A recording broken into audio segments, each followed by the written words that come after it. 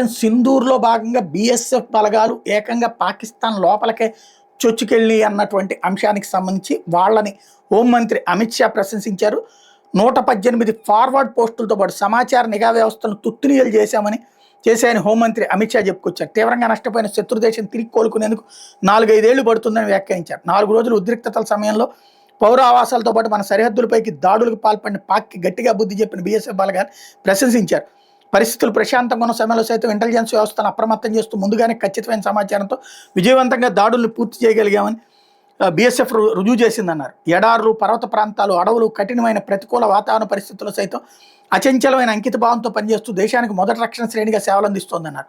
Operation Sindoor అనంతరం జమ్మూ ప్రాంతంలో శుక్రవారం మంత్రి పర్యటించారు. ఇందులో భాగంగా అమర్నాథ్ యాత్రకు చేపట్టిన ఏర్పాట్లు, జమ్మూ కాశ్మీర్లో భద్రతా పరిస్థితి మీద ఉన్నత స్థాయి సమావేశంలో సమీక్ష జరిపారు. ఇటీవల పాక్ కాల్పులతో పూంచ్ జిల్లాలో నష్టపోయిన సరిహద్దు ప్రాంతాల వాసులతో కూడా మాట్లాడారు. జవాన్లతో స్వయంగా ముచ్చటించారు.